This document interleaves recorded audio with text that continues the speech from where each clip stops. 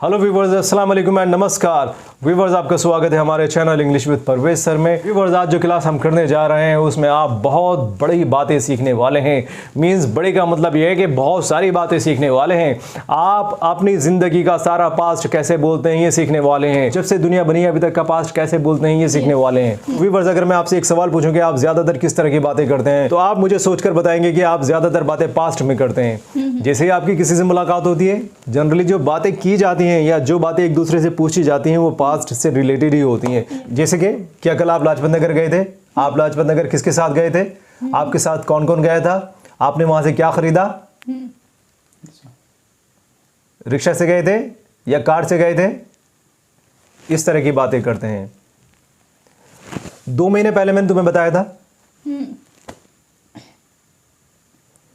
मैं दिल्ली 12 साल पहले आया था। कमरे आलम 2001 में पैदा हुआ था, राइट? तो ये सारी बातें हम करते हैं और ये सारी बातें पास्ट की होती हैं, और इन सारी बातों को बताने के लिए सिर्फ एक ही टेंस की ज़रूरत है, वो है past indefinite. Yes sir. Right?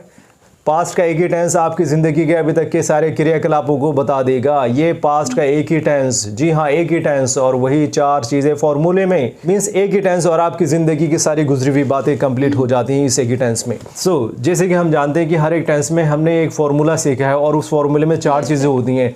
Number 1 subject, number 2 helping verb, number 3 उसकी man verb, number 4 object. So subject object तो कॉमन होता है, बीच में जो चीज़ें लगती हैं वो हेल्पिंग वर्ब और मैन वर्ब लगती है।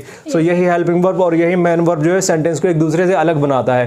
तो बस हमें यही याद रखना है कि कौन से टेंस में कौन सी हेल्पिंग वर्ब इस्तेमाल हो रही है और कौन सा मैन वर्ब इस्तेमाल हो रहा है। सो इस बार का जो हमारा टेंस है वो है पास्ट इंडेफिनिट। मीन्स जहाँ ये पता ना चले पास्ट में कि काम हो रहा है या हो चुका है, दोनों ही बातें पक्की पक्की पता ना हो, तो पास्ट इंडेफिनिट होता है। वो सिंपली वही चीज़ है जो आपने प्रेजेंट इंडेफिनिट में डेफिनेशन सीखी है। डेफिनेशन तो सबकी एक ही होती है ना, बस ये है कि वहाँ की एंडिंग जो थी प्रेजेंट की वो है, हो, हूँ पे थी, और यहाँ पास्ट की एंडिंग जो है वो था, थी, थे पर होंगी। Yes sir. राइट? या फिर किसी सेंटेंस में हो सकता है कुछ भी ना मिले आपको, ना था मिले, ना थे मिले, ना थी मिले, कुछ भी नहीं मिल सकता आपको। जैसे कि तुम किसके साथ आए, तुम किसके साथ आए थे, ऐसा भी बोल सकते हैं। Yes sir. राइट? तो ये तो डिपेंड करता है आपने थे बोला या ना बोला, लेकिन तुम किसके साथ आए ये भी एक पास्ट की टेंस है। तो यहाँ पे ये चीज़ देख लीजिएगा आप कि था, थी, थे, ज़रूरी नहीं है कि आप था, थी, थे को देखने लग जाओ। आप सिर्फ ये समझिए कि हाँ गुजरे हुए वक्त की बात है, और ना ही तो काम हो रहा है ना काम हो चुका है, दोनों ही बातें पता नहीं चल रही हैं, तो पास्ट इंडेफिनिट ही होगा वो। राइट? सो व्यूवर्स, मेरा ख्याल है कि आप सब बहुत आसानी से सीख रहे होंगे, और ये लोग भी मेरे साथ काफ़ी मेहनत कर रहे हैं। स्वालिहा और कमरे आलम भी आप लोगों को प्रैक्टिस सेशन कराते हैं और यहाँ पे भी आपको हेल्प कर रहे हैं समझने के लिए। सो व्यूवर्स, मैंने आपको ये तो बता दिया कि हम पास्ट इंडेफिनिट करने वाले हैं और पास्ट इंडेफिनिट कहाँ कहाँ अप्लाई होगा। सो व्यूवर्स, अब हम आपको ये क्लियर कर देते हैं कि पास्ट इंडेफिनिट की सेंटेंसेस किस किस तरह की होती हैं जो आपके आसपास मंडराती रहती हैं, जो आप बोलते हैं और आपको पता तक नहीं कि आप पास्ट इंडेफिनिट बोल रहे हैं। राइट? चलिए बात करते हैं। सो पास्ट इंडेफिनिट की पहचान हम ख़ास तौर से 3 तरह से करेंगे। नंबर 1, अगर किसी भी सेंटेंस में आपको ये पता चले कि गुजरे हुए वक्त में काम हुआ था एक बार, कभी भी हुआ था गुजरे हुए वक्त में, अभी हुआ था, थोड़ी देर पहले, कल हुआ था, परसों हुआ था, 1 महीने पहले हुआ था, 1 साल पहले हुआ था, 20 साल पहले हुआ था, या 100 साल पहले हुआ था, या फिर मान लीजिए कि हिंदुस्तान आज़ाद हुआ था तो 1947 में आज़ाद हुआ था, एक ही बार आज़ाद हुआ था। तो एक बार वाला काम आपको पता चल गया कि हमारी सेंटेंस में पता चल रहा है कि ये आज़ाद होने का काम हुआ था एक बार। राइट? हुआ था, वहीं ख़त्म हो गया था, ना तो जारी रहना दिखाया आपने और ना तो ये दिखाया कि हो चुका था। राइट? बस। सो ये पास्ट इंडेफिनिट कहलाता है। इसका दूसरा पार्ट जो होता है जिसे हम बोलते हैं बी पार्ट, उसमें काम बार बार होता है गुजरे हुए वक्त में। फॉर एग्ज़ाम्पल, अगर मैं बात कहूँ कि मैं बचपन में क्रिकेट खेला करता था, तो ये जो काम बचपन में मैं करता था क्रिकेट खेलने का, वो एक बार नहीं किया, बार बार किया करता था, लेकिन अब नहीं करता हूँ। यानी उस गुजरे वक्त में ही करता था और वो गुजरा वक्त ख़त्म हो गया। राइट? सो ये भी पास्ट इंडेफिनिट का बी पार्ट है। और अगर मैं तीसरे पार्ट की बात करूँ, जिसे हम सी पार्ट बोलते हैं यहाँ पे एशियन एकेडमी पे, वो सी पार्ट में हम दिखाते हैं कि वो काम जिसे आप करना चाहते थे लेकिन कर नहीं सके या कर सके, करना चाहते थे या करना नहीं चाहते थे, या कर सके या नहीं कर सके, उस तरह की सेंटेंसेस होती हैं। इसमें यह जाहिर नहीं होता है कि वो काम आपने जानबूझ के नहीं किया। फॉर एग्जांपल मैं आपको बात बताता हूँ, मैं कल बाज़ार नहीं गया, तो पता चल रहा है कि मैं जानबूझ के नहीं गया। अगर मैं कहता हूँ कि मैं बाज़ार नहीं जा सका, तो आपको लगेगा कहीं ना कहीं मैं कुछ मजबूर था बाज़ार जाने में, इसी वजह से बाज़ार नहीं जा सका। तो यहाँ पे जानबूझ के बाज़ार नहीं गया ये वाला सेंस आप नहीं लेंगे, राइट। और नहीं तो ये सेंस मैं देना चाहता हूँ। सो इस तरह की सेंटेंसेस भी होती हैं, राइट। फॉर एग्जांपल, अरे यार तुम तो उसकी मदद करने लायक नहीं थे, तुम मदद कैसे कर सके, right. For example, Rahul cricket कैसे खेल सका, मतलब राहुल क्रिकेट खेलने लायक नहीं था लेकिन उसने क्रिकेट खेल लिया। तो मुझे पता चला तो मैंने पूछा कि भाई राहुल कैसे क्रिकेट खेल सका, उसकी तो बहुत तबीयत खराब थी, यस सर, राइट। या फिर राहुल बिल्कुल सही था और अचानक उसकी तबीयत खराब हो जाए और वो क्रिकेट नहीं खेल सके, तो मैं ये पूछूंगा राहुल क्रिकेट कैसे नहीं खेल सका, वो तो सही था, राइट। तो ये सका सकी वाली सेंटेंसेस भी पास्ट इंडेफिनिट में आती हैं, जिसे एशियन एकेडमी पे हम लोग अपनी एकेडमी पे ABC 3 पार्ट में सिखाते हैं। सो सुवालिया व्यूवर्स को बताइए कि पास्ट इंडेफिनिट का A पार्ट कौन सा होता है। पार्ट ए, हर वो सेंटेंस जिसमें पता चले कि काम एक बार हुआ था। Okay, very good. Part B part क्या होता है पास्ट इंडेफिनिट का। बी पार्ट में हर वो सेंटेंस जिसमें ये पता चले कि काम बार बार हुआ करता था। Okay, very nice Suwaliya. C part क्या होता है वो भी बता दें आप। पार्ट सी, हर वो सेंटेंस जिसमें पता चले कि काम हो सकता था या नहीं हो सकता था। राइट। सो सुवालिया ने तीनों पार्ट अच्छी तरह से डिफाइन कर दिए हैं। मैं एक बार फिर से बता देना चाहता हूँ आपको। पार्ट A, हर वो सेंटेंस जिसमें पता चले कि काम गुजरे वक्त में एक बार हुआ था। पार्ट B, हर वो सेंटेंस जिसमें पता चले कि गुजरे वक्त में काम बार बार हुआ करता था। पार्ट C, हर वो सेंटेंस जिसमें पता चले कि काम हो सकता था या नहीं हो सकता था, हो सका या नहीं हो सका, इस तरह से भी ले सकते हैं आप। सो ये 3 तरह की चीज़ें हैं जो हम पास्ट इंडेफिनिट में सीखने जा रहे हैं, राइट। सो मैं एक एक एग्जांपल ले लेता हूँ इसका अपनी ही सेंटेंस से। जो हमारी सेंटेंस है, हमारा जो है वो एक टैग लाइन है बढ़िया वाली कि राहुल क्रिकेट खेलता है, राहुल क्रिकेट खेल रहा है, राहुल क्रिकेट खेल चुका है, राहुल 2 घंटे से क्रिकेट खेल रहा है। और यहाँ पे राहुल ने क्रिकेट खेला था। यहाँ पे राहुल ने क्रिकेट खेला था। कितनी बार खेला था, कितनी बार खेला था? एक बार।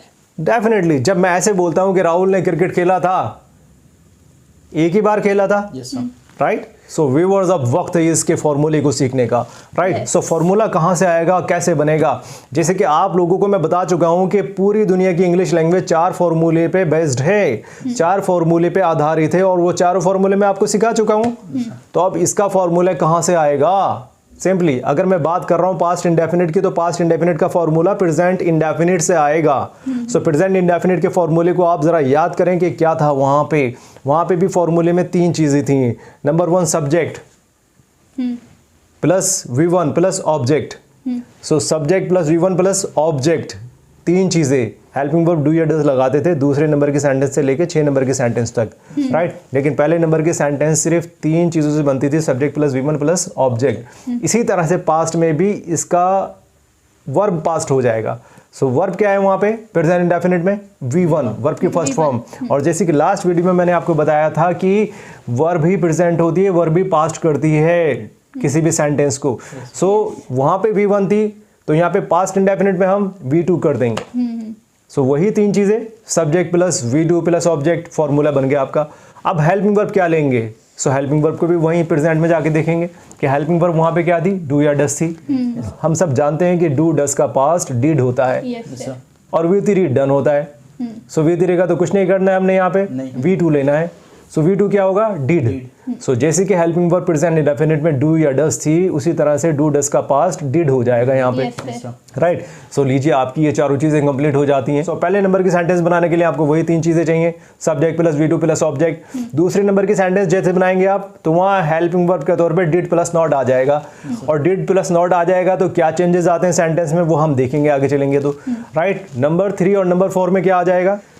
वो हेल्पिंग वर्ब जो आप डू या डस पहले ले लिया करते थे प्रेजेंट इंडेफिनिट में, वो यहाँ पे डिड के तौर पे पहले आ जाएगा। और नंबर 5 और 6 में क्या करते थे आप लोग? जो क्वेश्चन वर्ड होता था उसको आप हेल्पिंग वर्ब से पहले रख दिया करते थे, यानी डू डस से पहले रखा करते थे, तो डू डस तो यहाँ पे डिड में बन जाएगा, तब्दील हो जाएगा, और question word as it is रहेगा आपका, जैसे वहाँ रहा करता था, राइट। तो question word plus helping verb plus subject, इस तरह से नंबर 5 और नंबर 6 वाली सेंटेंस बन जाएगी, राइट। सो यहाँ पे मैंने ऑपरेशन करके बता दिया है कि किस तरह से ये फॉर्मूला 6 सेंटेंसेस बनाएगा, राइट। तो फॉर्मूला है, फिर से सुन लीजिएगा, subject plus V2 plus object helping verb did, right. So Swaliha से बात करेंगे हम कि इसको फंडा 1 into 6 बना के दिखाएंगे ए पार्ट का। व्यूअर्स, स्वालिहा आपको ए पार्ट का फंडा 1 into 6 बना के दिखा रही है, राइट। तो सेंटेंस है हमारी, राहुल ने क्रिकेट खेला था। नंबर 1, राहुल ने क्रिकेट खेला था। Rahul played cricket. Number 2, Rahul ने क्रिकेट नहीं खेला था। Rahul did not play cricket, right. Yes sir. Number 3, क्या राहुल ने क्रिकेट खेला था? Did Rahul play cricket? Is it right? Yes sir. Number 4, क्या राहुल ने क्रिकेट नहीं खेला था? Did Rahul not play cricket? Right और रॉन्ग कमरे आलम? राइट। नंबर 5, राहुल ने क्रिकेट क्यों खेला था? Why did Rahul play cricket? Okay, sir. Right और wrong? Right. Okay. Number 6, Rahul ने क्रिकेट क्यों नहीं खेला था? Why did Rahul not play cricket? Is it right or wrong? Yes, sir. Right, absolutely right. Yes, sir. So Swale has said all these 6 sentences which are formed out of a single formula. Yes sir. तो viewers, अब चलते हैं हम B part की तरफ। B part का मतलब हुआ है हर वो सेंटेंस जिसमें पता चली कि गुजरे हुए वक्त में काम बार बार हुआ करता था, राइट। सो इस बार बार हुआ करता था के लिए एक वर्ड और लगेगा इसमें सेंटेंस के अंदर, वो है used to, USED, used to, जिसका मतलब होता है कि हुआ करता था के सेंस में लेते हैं हम, बार बार वाले सेंस में, राइट। तो इसका फंडा 1 into 6 बना के दिखाएंगे कमरे आलम। कमरे आलम सेंटेंस है आपके लिए कि राहुल क्रिकेट खेला करता था। नंबर 1, राहुल क्रिकेट खेला करता था। Rahul used to play cricket. Yes. Very good, correct. Number 2, Rahul cricket नहीं खेला करता था। Rahul did not use to play cricket. Right. Yes sir. Okay, ये यूज टू जो लगाया आपने वो कैसा है, उसका स्पेलिंग बताएंगे हमें आप? यस सर, यहाँ पे सर USE होगा। डी नहीं लगेगा? नहीं। क्यों नहीं लगेगा? क्योंकि सर हमने उससे पहले ही हेल्पिंग वर्ब में डिड लगा दिया है। ओके, अगर हेल्पिंग वर्ब डिड लगा देंगे तो यूज्ड पूरा नहीं लिखना है, नहीं सर, क्योंकि यूज्ड ऑलरेडी V2 था, Yes, sir. पास्ट था, और ये शर्त होती है कि अगर डिड लग जाएगा तो उसके बाद कोई भी वर्ब पास्ट नहीं हो सकती। डिड ही काफी है पूरी सेंटेंस को पास्ट बनाने के लिए, yes sir. Right. Yes sir. Right. तो यूज्ड टू भी जो है वो V1 में आ जाएगा, यूज्ड टू बन जाएगा बिना डी के, और वहाँ पे V2 जो है वो भी V1 बन जाएगी, Yes, sir. Right. Yes sir. Number 3, number 3, क्या राहुल क्रिकेट खेला करता था? Did Rahul use to play cricket? Did Rahul use to play cricket, बिना डी वाला यूज, यस सर। राइट। कहीं आप लोग डी वाला समझ लें। नंबर 4, क्या राहुल क्रिकेट नहीं खेला करता था? Did Rahul not use to play cricket? Number 5, Rahul cricket कहाँ खेला करता था? Where did Rahul use to play cricket? Yes. Right और wrong? Right. Number 6, Rahul cricket क्यों नहीं खेला करता था? Why did Rahul not use to play cricket? Right और रॉन्ग सवालिया? राइट। So absolutely right. फंडा 1 into 6 कमरे आलम ने क्लियर कर दिया है उस सेंटेंस का जिसमें काम गुजरे वक्त में बार बार हुआ करता था, यस। राइट। सो अब हम चलते हैं सी पार्ट की तरफ, और सी पार्ट मीन्स उस तरह के सेंटेंसेस जिसमें पता चले कि काम मजबूरी के तहत हो सका या नहीं हो सका। तो चलते हैं सवालिया की तरफ, पार्ट नंबर सी। सेंटेंस है आपके लिए सवालिया कि राहुल क्रिकेट खेल सका। नंबर 1, राहुल क्रिकेट खेल सका। Rahul could play cricket, right. Yes, sir. कमरे आलम? नंबर 2, राहुल क्रिकेट नहीं खेल सका। Rahul could not play cricket, right. Yes sir. Okay. Number 3, क्या राहुल क्रिकेट खेल सका? Could Rahul play cricket? Number 4, क्या राहुल क्रिकेट नहीं खेल सका? Could Rahul not play cricket? Okay. Number 5, number 5, Rahul cricket कैसे खेल सका? How could Rahul play cricket? Okay. Number 6, Rahul cricket कैसे नहीं खेल सका? How could Rahul not play cricket? Wonderful, that's all. तीनों तरह के सेंटेंसेस हम कंप्लीट कर चुके हैं। Part A, part B, part C, means past indefinite tense आपने कंप्लीट कर लिया है। यस। अब कितने लोगों ने सीख लिया है ये बात अलग है। तो सीखते जाएं, बार बार वीडियोस को देखते जाएं। बार बार वीडियोस को देखेंगे तो ये पक्का हो जाएगा। इसके अलावा एक और सजेशन हम आपको देना चाहेंगे कि आप इसे लिख करके भी प्रैक्टिस कीजिए। यस। जितना आप लिख करके प्रैक्टिस करेंगे उतना और ज़्यादा मजबूत हो जाएगा। हाँ। राइट। तो अब डेफिनेशन वाइज तो हम समझ गए हैं और हमने एग्जाम्पल भी ले लिया है तीनों तरह से। अब हम इसकी सेंटेंसेस की तरफ जाते हैं। सो व्यूअर्स, उम्मीद है कि ये टेंस आप सीख गए होंगे, लेकिन और कमी को पूरा करने के लिए मैं एक और प्रैक्टिकल सेशन खुद करके आपको दिखाता हूँ और एक सेंटेंस लेता हूँ और उसका पूरा ऑपरेशन करके बताऊँगा कि ये सेंटेंस किस तरह से फॉर्मूले के अंदर फिट होएगी और किस तरह से ये 6 सेंटेंसेस बना देगी। राइट। फॉर एग्जाम्पल, तुमने कल एक नया मोबाइल ख़रीदा था। राइट। तो अब मैं सबसे पहले फार्मूला देखूंगा कि फार्मूले में सबसे पहले मुझे क्या चाहिए। फार्मूले में सबसे पहले मुझे चाहिए सब्जेक्ट। तो सब्जेक्ट कौन हुआ? काम किसने किया? तुमने। तो तुमने की इंग्लिश यू, सिंपली वही यू। फिर उसके बाद मैं क्या लूंगा? V2, वर्ब की सेकंड फॉर्म। Yes sir. तो वर्ब क्या होता है? काम। तो काम क्या हो रहा है? खरीदने का। तो खरीदने की V2 खरीदने की V1 बाय और खरीदने की V2 bought, BOUGHT bought. So you bought. अब प्लस ऑब्जेक्ट चाहिए मुझे। तो यू बॉट, तुमने खरीदा था क्या? नया मोबाइल। एक नया मोबाइल। सो एक नया मोबाइल की इंग्लिश ऑब्जेक्ट हो जाएगी। एक नया मोबाइल, अ न्यू मोबाइल या सेल फोन। राइट। कब? यस्टरडे। ये जो चीज़ बची हुई होती है इसे हम बाद में लगा देते हैं। राइट। पहले हम फॉर्मूले के अनुसार सही सही प्लेसिंग्स कर देते हैं और जो चीज़ बची हुई होती है उसे हम बाद में लगाते हैं। राइट। तो मेरी सेंटेंस हुई you bought a new mobile yesterday. Right. Yes sir. Am I right or wrong? Right. Right. Okay, number 2, तुमने कल एक नया मोबाइल नहीं खरीदा था। राइट। से पहले मैं सब्जेक्ट देखूंगा और सब्जेक्ट कौन हुआ? तुमने। तो तुमने की इंग्लिश यू। यू के बाद मैं देखूंगा हेल्पिंग वर्ब प्लस नॉट, क्योंकि नहीं की इंग्लिश नॉट लगती है लेकिन वो हेल्पिंग वर्ब साथ में लेके आती है। तो हेल्पिंग वर्ब क्या है हमारा? डिड। तो डिड को साथ में लेके आएगी, डिड के साथ चिपक के चलेगी ये नहीं की इंग्लिश। डिड प्लस नॉट तो नहीं की इंग्लिश बन जाएगा। So you did not. फिर वहाँ पे V2 था, तो अब V2 तो हम नहीं कर सकते ना, क्योंकि मैंने डिड ले लिया। और जब डिड ले लेते हैं, हेल्पिंग वर्ब डिड ले लेते हैं, कोई भी वर्ब पास नहीं कर सकते। तो ये जो मेन वर्ब है जो सेंटेंस नंबर 1 में V2 में थी, अब ये भी मुझे V1 में लेनी होगी। राइट। सो वहाँ पे तो हमने एक नंबर पे बोर्ड कर दिया था, लेकिन यहाँ पे बोर्ड का फिर से मुझे बाय करना पड़ेगा, V1 करना पड़ेगा।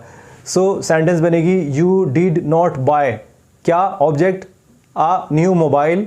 कब? यस्टरडे। सो सेंटेंस हुई you did not buy a new mobile yesterday. So number 3 की तरफ बढ़ते हैं। नंबर 3 पे, क्या तुमने कल एक नया मोबाइल खरीदा था?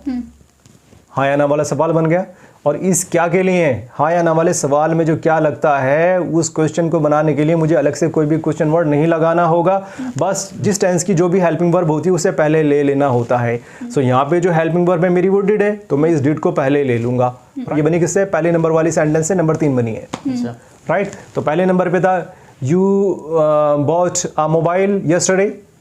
राइट। और हेल्पिंग वर्ब लगाना वहाँ मना था, लेकिन चूंकि क्वेश्चन बनाना है नंबर 3 वाला, तो हेल्पिंग वर्ब लगाना मस्ट है। हेल्पिंग वर्ब से ही स्टार्ट होगा। सो वहाँ पे क्या हो जाएगा? डिड, फिर सब्जेक्ट यू, फिर बॉट नहीं कर सकता, उसका मुझे V1 ही करना पड़ेगा। So did you buy a new mobile yesterday? Question mark. Right. So इस तरह से मेरा ये तीसरे नंबर का सेंटेंस भी कंप्लीट हो जाता है, did you buy a new mobile yesterday. So अब सेंटेंस नंबर 4 जो बनाऊंगा मैं, वो भी हाँ या ना वाला सवाल होगा। सेंटेंस होगी क्या तुमने कल एक मोबाइल फोन नहीं खरीदा था? मीन्स वही सेंटेंस जो मैंने 2 नंबर पे बना दी थी, वही 2 नंबर की सेंटेंस आप नीचे जाके 4 नंबर की सेंटेंस में तब्दील हो जाएगा। कैसे? सिर्फ हेल्पिंग वर्ब को शुरू में रखने पर। राइट। सो हेल्पिंग वर्ब क्या हो जाएगा यहाँ पे? डिड, फिर यू, फिर नॉट, और बॉट तो ले ही नहीं सकता, बाय, तो उसका V1 लेना पड़ेगा। So did you not buy a new mobile yesterday? Question mark लगा दूंगा। क्वेश्चन मार्क लगाने का राइट मिल गया मुझे, क्योंकि मैंने हेल्पिंग वर्ब सब्जेक्ट से पहले ले लिया है। और जब हेल्पिंग वर्ब सब्जेक्ट से पहले ले लूंगा तो क्वेश्चन मार्क लगाने का राइट मुझे मिल जाएगा। अब ये क्वेश्चन हो जाता है हाँ या ना वाला। सो सेंटेंस हो गई हमारी did you not buy a mobile phone yesterday. So number 5 पे मैं वही आसानी वाली सेंटेंस ले लेता हूँ, क्यों वाली। तो क्यों वाली सेंटेंस बना देता हूँ, तुमने कल एक नया मोबाइल फोन क्यों खरीदा? सो नंबर 5 पे मुझे क्या चाहिए? सेंटेंस तो वही है। ये नंबर 5 कहाँ से आएगा? नंबर 3 से ही आ रहा है, जो नंबर 3 पे मैं बना चुका हूँ डिड यू करके। सो ये डिड यू नंबर 5 पे आ जाएगा। बस इस डिड यू से पहले क्वेश्चन वर्ड और लगा देना चाहिए मुझे। तो क्वेश्चन वर्ड पे हमारा क्या है? वाई। क्यों? क्योंकि इंग्लिश वाई है, तो वाई को और पहले लगा देते हैं। Why did you buy a new mobile phone yesterday? Question mark. Why did you buy a new mobile phone yesterday? Yes sir. Hope कि समझ में आ रहा होगा आपको। ओके, नंबर 6 की तरफ चलते हैं। नंबर 6, इसमें भी मैं क्वेश्चन वर्ड जो है वो क्यों ले लेता हूँ। सो सेंटेंस हमारी हो जाती है, तुमने कल एक मोबाइल फ़ोन क्यों नहीं ख़रीदा या ख़रीदा था? ओके। था, लगाओ या ना लगाओ, कोई प्रॉब्लम नहीं है। सो सेंटेंस वही हो जाएगी जो मैंने नंबर 4 पे की थी, हाँ या ना वाला सवाल। डिड यू नॉट बाय, वही सवाल 6 नंबर पे कन्वर्ट हो जाएगा अगर मैं क्वेश्चन वर्ड को उससे भी पहले रख दूं, यानी हेल्पिंग वर्ब से भी पहले रख दूं तो। राइट, तो सेंटेंस हमारी हो जाएगी इस तरह से, why did you not buy a mobile phone yesterday question mark. Right, तो हमारी 6 की 6 सेंटेंसेस कंप्लीट हो जाती हैं। तो नंबर 6 पे सेंटेंस हो जाती है, why did you not buy a new mobile phone yesterday. So हमारी 6 की 6 सेंटेंसेस कंप्लीट हो जाती हैं। ये तो रहा काम एक बार वाला, मींस वो सेंटेंस जिसमें काम एक बार हुआ था। अब हम चलते हैं बार बार वाली की तरफ, इसमें काम बार बार हुआ करता था। सो सेंटेंस है हमारी, मीनाक्षी रोज़ कपड़े धोया करती थी। राइट, ये जो कपड़े धोने का काम है वो मीनाक्षी गुजरे वक्त में रोज़ किया करती थी। सो इसको बनाने के लिए मैं फिर से वही सब्जेक्ट लूंगा, और सब्जेक्ट कौन हुआ? मीनाक्षी। मीनाक्षी काम बार बार किया करती थी, उसके लिए मैं यूज्ड टू लगाऊंगा। सो मीनाक्षी यूज्ड टू, फिर उसके बाद मैं लगाऊंगा V1, क्योंकि V2 नहीं आ सकता। यूज टू जो हमने ले लिया डी के साथ, उसने पूरी सेंटेंस पास्ट में बना दी है। सो इसलिए हमें अब V2 लेने की ज़रूरत नहीं है, V1 लेना पड़ेगा। तो धोने की English wash. So Meenakshi use to wash क्या? क्लोथ्स। कब? एवरीडे। सेंटेंस हुई, Meenakshi use to wash clothes everyday. So 1 number की सेंटेंस कंप्लीट हो जाती है। अब सेंटेंस नंबर 2 की तरफ आते हैं। तो मीनाक्षी रोज़ कपड़े नहीं धोया करती थी। सो सेंटेंस में फिर से वही मुझे सब्जेक्ट चाहिए, मीनाक्षी, फिर हेल्पिंग वर्ब चाहिए। सो हेल्पिंग वर्ब तो वही आएगा जो था ऑलरेडी, तो वहाँ पे मुझे डिड प्लस नॉट लाना पड़ेगा। Meenakshi did not. अब ये जो यूज टू है V2 जो बना हुआ है डी के साथ, इसको मुझे डी हटाने के बाद V1 में कन्वर्ट करना होगा, तो यूज टू बन जाएगा, क्योंकि हम डिड V2 ले चुके हैं। अब ये V2 में नहीं रहेगा, इसका डी उड़ जाएगा। So Meenakshi did not use to wash clothes everyday. इस तरह से नंबर 2 की सेंटेंस भी कंप्लीट हो जाती है। अब हम चलते हैं नंबर 3 की तरफ। क्या मीनाक्षी रोज़ कपड़े धोया करती थी? तो जैसे कि आप लोग जानते हैं, नंबर 3 वाली सेंटेंस बनाने के लिए हेल्पिंग वर्ब को हमें सब्जेक्ट से पहले लाना पड़ता है। तो हम यहाँ पे जो हेल्पिंग वर्ब है डिड, उसे सब्जेक्ट से पहले ले आएंगे। So did Meenakshi use to wash clothes everyday. So number 4 वाली सेंटेंस, क्या मीनाक्षी कपड़े रोज़ नहीं धोया करती थी? सो वो जो सेंटेंस मैंने नंबर 2 पे बनाई थी वही नंबर 4 बन जाएगी। नंबर 1 वाली ही नंबर 3 बनी है, और नंबर 2 वाली ही अब नंबर 4 बन जाएगी। सो करना क्या है, उसकी जो हेल्पिंग वर्ब है उसे सब्जेक्ट के बाद से उठा करके सब्जेक्ट से पहले ले आना है। सो वहाँ पे था नंबर 2 पे मीनाक्षी डिड नॉट, तो अब हम क्या करेंगे, डिड मीनाक्षी नॉट, डिड को पहले ले आएंगे। Did Meenakshi not use to wash clothes everyday question mark. Right, तो इस तरह से नंबर 4 वाली सेंटेंस भी कंप्लीट हो जाती है, जिसका जवाब हाँ या ना में आता है। सो सेंटेंस नंबर 5, मीनाक्षी कपड़े रोज़ कहाँ धोया करती थी? तो इस बार जो क्वेश्चन वर्ड है वो हमने कहाँ लिया है, तो ये नंबर 5 वाली सेंटेंस जो है वो नंबर 3 से ही आएगी। सो नंबर 3 पे हम ऑलरेडी बना चुके हैं, did Meenakshi use to wash clothes everyday. So उसी सेंटेंस से पहले अगर हम क्वेश्चन वर्ड रख देते हैं तो नंबर 5 वाली सेंटेंस बन जाएगी। सो सेंटेंस हुई, where did Meenakshi use to wash clothes everyday. So इस तरह से नंबर 5 वाली सेंटेंस भी कंप्लीट हो जाती है। और अब हम आते हैं नंबर 6 वाली सेंटेंस की तरफ। मीनाक्षी कपड़े क्यों नहीं धोया करती थी? यहाँ पे क्वेश्चन वर्ड हमने बदल दिया। ये ज़रूरी नहीं कि कोई एक ही क्वेश्चन वर्ड दोनों सेंटेंसेस में लगाया जाए। राइट, तो हम दोनों सेंटेंसेस में क्वेश्चन वर्ड अलग अलग भी ले सकते हैं। तो यहाँ पे जो हमारा क्वेश्चन वर्ड है इस बार वो है, मीनाक्षी रोज़ कपड़े क्यों नहीं धोया करती थी। तो आप जानते हैं कि नंबर 6 वाली सेंटेंस नंबर 4 से ही बनती है, और नंबर 4 पे आप पहले ही बना चुके हैं, did Meenakshi not use to wash clothes. उसी से पहले आप क्वेश्चन वर्ड लगा दीजिए जो है वाई। सो सेंटेंस हो जाएगी, why did Meenakshi not use to wash clothes everyday question mark लगा दीजिए। राइट, तो इस तरह से 6 की 6 सेंटेंसेस हमारे कंप्लीट हो जाती हैं। राइट, अब आते हैं हम पार्ट सी की तरफ, जिसमें मजबूरी शो की जाती है कि काम हो सकता था या नहीं हो सकता था, या हो सका या नहीं हो सका। सो फॉर एग्जाम्पल, तुम मेरी मदद कर सके। सो सबसे पहले हमें क्या चाहिए, सब्जेक्ट। सब्जेक्ट कौन हुआ? तुम की इंग्लिश यू। फिर उसके बाद सकी की इंग्लिश हमें चाहिए जो है कुड अपने आप में ही V2 है, मींस हेल्पिंग वर्ब जो है V2 में आ चुकी है। तो उसके बाद जो मेन वर्ब है वो V2 में नहीं होगी, वो V1 में ही आएगी। उसके बाद प्लस ऑब्जेक्ट लगाना है। सो सेंटेंस हुई, यू कुड, और मदद करने की इंग्लिश जो है V1 वो help, you could help me. Object में हो गया ना, किसे या क्या, किसे, मुझे। Right, you could help me. Yes sir. Right. Number 2 sentence हो जाती है, आपको पता है कि नंबर 2 के लिए हमें नॉट लगाना होता है, और नॉट कहाँ लगता है? हेल्पिंग वर्ब के साथ। तो हेल्पिंग वर्ब यहाँ पे ऑलरेडी लगा हुआ ही है, कुड, बस नॉट और लगा देना है। तो सेंटेंस हुई you could not help me. So number 3 और नंबर 4 वाली सेंटेंस पहले और दूसरे से ही बनेगी। सो नंबर 3 वाली सेंटेंस आएगी नंबर 1 से। तो नंबर 1 में क्या किया था आपने? You could help me. So वहाँ पे जो उसकी हेल्पिंग वर्ब है कुड, उसको आप पहले कर दीजिए। Yes, sir. सो सेंटेंस हो जाएगी could you help me, question mark लगाने का राइट मिल गया, क्योंकि आपने हेल्पिंग वर्ब कुड को पहले लगा दिया है सबसे पहले, सब्जेक्ट से पहले। तो वो एक सवाल बनाने का जो शर्त है वो पूरा कर दिया आपने। Yes, sir. राइट। तो आपकी सेंटेंस जो है वो सवाल के तौर पे जो है एक्टिवेट हो जाती है अगर आप हेल्पिंग वर्ब सब्जेक्ट से पहले ले लेते हैं तो। Yes, right. नंबर 4 वाली सेंटेंस है क्या तुम मेरी मदद नहीं कर सके? तो ये नंबर 4 वाली सेंटेंस नंबर 2 से आएगी, जिसको आपने बताया था you could not help me. So अब यहाँ पे भी क्या करना है हमें? जो हेल्पिंग वर्ब है उसे सब्जेक्ट से पहले उठा के रख दीजिए आप। So could you not help मी।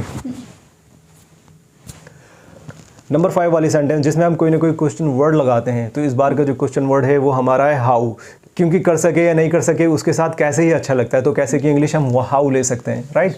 तो नंबर 5 वाली सेंटेंस मेरी है कि तुम मेरी मदद कैसे कर सके। राइट। तो कैसे की इंग्लिश आप जानते हैं, हाउ। राइट। 5वें नंबर की सेंटेंस है आ कहाँ से रही है? ये तीसरे नंबर से आ रही है। तो तीसरे नंबर पे आप पहले ही बना चुके हैं कुड यू हेल्प मी। सो उससे भी पहले आप क्वेश्चन वर्ड को रख दीजिए। सो सेंटेंस हो जाएगी आपकी how could you help me, question mark और लगा दीजिए, तुम मेरी मदद कैसे कर सके। राइट। नंबर 6 वाली सेंटेंस हो जाती है तुम मेरी मदद कैसे नहीं कर सके। तो ये नंबर 6 वाली सेंटेंस कहाँ से आएगी? जो आप पहले ही नंबर 4 पे बना चुके हैं। सो नंबर 4 पे आप क्या बना चुके हैं? कुड यू नॉट हेल्प मी। बस क्वेश्चन वर्ड जो है आपका कैसे, उसकी इंग्लिश आप यहाँ सबसे पहले रख दीजिए आप, तो नंबर 6 बन जाएगी। Right. How could you not help me, okay. तुम मेरी मदद कैसे नहीं कर सके। पूरी 6 की 6 सेंटेंसेस खत्म हो जाती हैं। हाँ, ये बात अलग है कि सेंटेंस नंबर 5 और 6 पे आप क्वेश्चन वर्ड बदल के किसी भी तरह का क्वेश्चन बना सकते हैं जो आपका मन करे। राइट। तो इसी के साथ हमारी ये क्लास ख़त्म हो जाती है और बहुत कुछ सिखाया। उम्मीद है कि ये बहुत कुछ आप ज़रूर सीखें, और ये बहुत बड़ा है, बहुत बड़ा है, बहुत बड़ा है। जैसे ही हम प्रैक्टिस सेशन करेंगे तो आपको पता चलेगा कि कितना बड़ा है।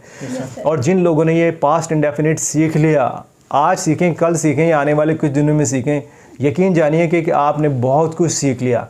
अब आप अपनी ज़िंदगी की 50, 60, 70% इंग्लिश खुद ब खुद यूँ ही बोलते हुए जा सकते हैं, क्योंकि जैसे कि मैंने आपको बताया कि ज़िंदगी में आप जब भी किसी से मिलते हैं ज़्यादातर बातें पास्ट की करते हैं। आप किसी भी जगह मेहमानदारी में जाते हैं, वहाँ पे जाके सारी पास्ट की बातें होती हैं। आप किसी दोस्त से मिलते हैं, उससे मिलने के बाद सारी बातें पास्ट में होती हैं। और बता तेरा पेपर कैसे गया, हाँ, इस तरह की बातें होती हैं। क्या तेरे साथ क्या हुआ था, क्या उसने तुझे क्या बताया था, इस तरह की बातें सब पास्ट में होती हैं। राइट। और पास्ट में होने के लिए इसके लिए सिर्फ एक ही टेंस मेजॉरिटी में चाहिए होता है, जो होता है पास्ट इंडेफिनिट। राइट। या फिर इसके साथ कुछ चीज़ें हम पास्ट कंटिन्यूस की भी बोलते हैं, जो हम आपको अगले लेक्चर में सिखाने वाले हैं। सो पास्ट इंडेफिनिट, पास्ट कंटिन्यूस मिलने के बाद आप बहुत कुछ बोल पाएंगे। सो व्यूअर्स लगे रहिए, और जाने से पहले चैनल को लाइक, सब्सक्राइब और शेयर करना मत भूलिएगा। राइट। कुछ लोग यहाँ पे नए आ रहे होंगे हमारे चैनल पे, तो उनसे रिक्वेस्ट है कि वो हमारे सारे ही lectures from the very beginning, lecture number 1, lecture number 2, lecture number 3, lecture number 4, lecture number 5 और लेक्चर नंबर 6 वाली सारी वीडियोस देख लें, क्योंकि जो आज की जो वीडियो है ये लेक्चर नंबर 6 है, और ये लेक्चर नंबर 6 आपको बहुत कुछ दे जाता है। Right. Thank you very much guys, see you, bye bye.